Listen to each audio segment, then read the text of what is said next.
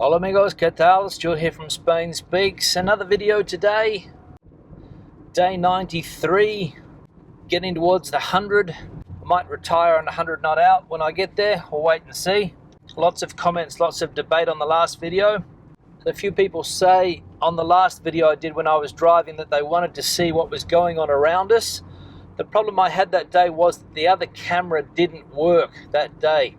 The file was corrupted, so I couldn't get the images. But hopefully today, if we switch now, you'll be able to see the scenery around us. On my way to do a quick shop. It's about 12 o'clock, a few people out and about, enjoying the weather. Fantastic day today, not too hot, not too cold. About 24, 25 degrees.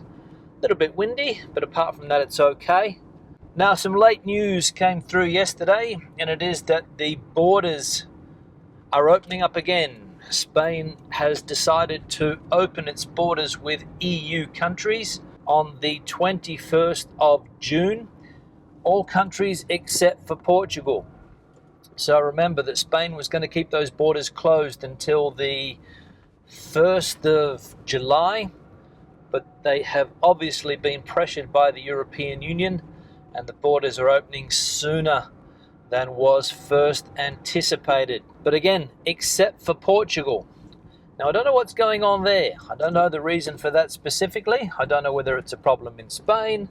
I don't know whether it's a problem in Portugal. But I have seen that there's going to be a huge ceremony when the border does open again. Prime ministers, kings, the Portuguese president is going to be there. Remember, Portugal is a republic, Spain is a constitutional monarchy.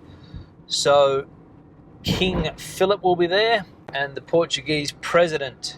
So maybe that's one of the reasons why they are deciding to open it on the 1st, because they've got all of this in place and they don't want to change the ceremony, because maybe it's a bit hard for the president to change his diary. Might be booked out for the 21st, so they're going to keep it on the 1st of July, opening up for Portugal. But good news for people that are looking to finally be able to go home, people that have been stuck in Spain. And there have been a few people around the place that have been stuck in this country for the last 3 months. People that came here before the lockdown, and then when those borders closed, of course, weren't able to leave. So lots of people looking forward to those borders opening and to be able to get out. And can't really blame them, to be honest. Now, lots of feedback on the video yesterday about the move towards a cashless society. Lots of theories, lots of different points of view. Lots of people thinking we're moving towards some type of dystopian state. This is the final straw, that they're going to be able to control us, control our cash movements.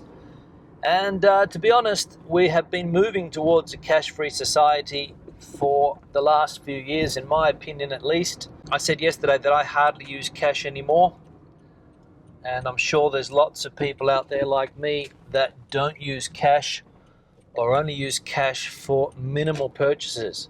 Now I'm here at the supermarket, so I'm just going to go in, so I'll pick up the video when I come out. Alright, that's done. Got what I needed. Didn't have to buy too many things today, just a quick shop. Supermarket wasn't all that busy, so I was able to get in and out fairly easily. So I'll head back now. Maybe take a bit of a detour, keep on talking about this cashless society or cash-free society. And as I said, we've been moving towards this. I mean, some of the places that I've traveled to recently, Australia in particular, didn't really use much cash there. In fact, they prefer you to use a card, the tap and go. Tap and go really extended in that country at least. Or at least that's what I saw the last time I was there. London, a few months ago when I was there, or back in January, also a big tap and go society with the old cashless tap on the old card. And I think it is that a lot of businesses, I think, prefer you not to use cash, or at least that's the impression I get. And it is way easier just to pull out the card or the phone if you've got an Apple phone, and Apple Pay, Samsung Pay, all of these things. And with the contactless, of course, now very easy to pay. I think even public transport is moving towards cash-free as well.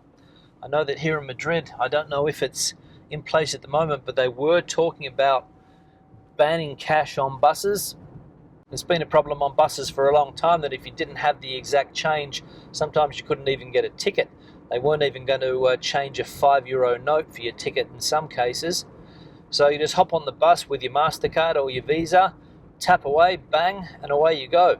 That's another thing I also saw when I went to London, was that the London Underground actually was cheaper if you just tap and go with your card, rather than getting one of these Oyster cards or some other type of travel ticket. The tap and go on the London Underground was actually cheaper. So they're really making it easier to pay without cash, and to be honest, I find it easier. Do I think it's some type of plot? No, I don't. I don't believe in conspiracy theories. I think it's just the way the world is evolving. The financial systems are evolving this way. Will I be sad to see cash go? Of course, if it ever does. Remember, they're only just talking about it. There's nothing officially in place that they're going to prohibit cash. They're just talking about it.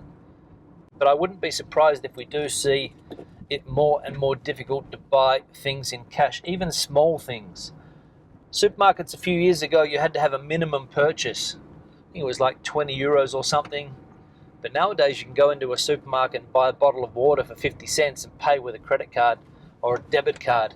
So it's really been facilitated over the years to get that cash out of society, as we said. And I will be sad to see cash go, to be honest. I don't use it. But of course I belong to a cash generation, as most of us do.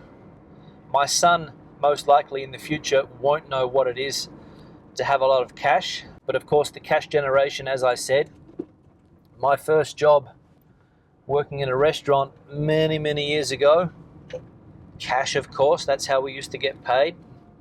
Used to get a little envelope with cash in it.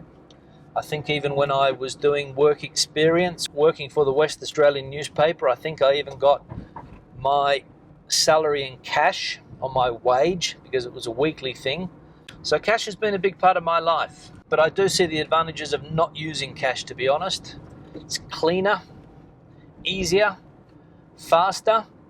I get frustrated now when I go to a supermarket and there's that typical person looking for coins in their purse or their pockets, to pay for €15.55. So just wait a minute, I'll try and find the 55 cents for you. And you're there for an extra 5 minutes waiting for them to find the money.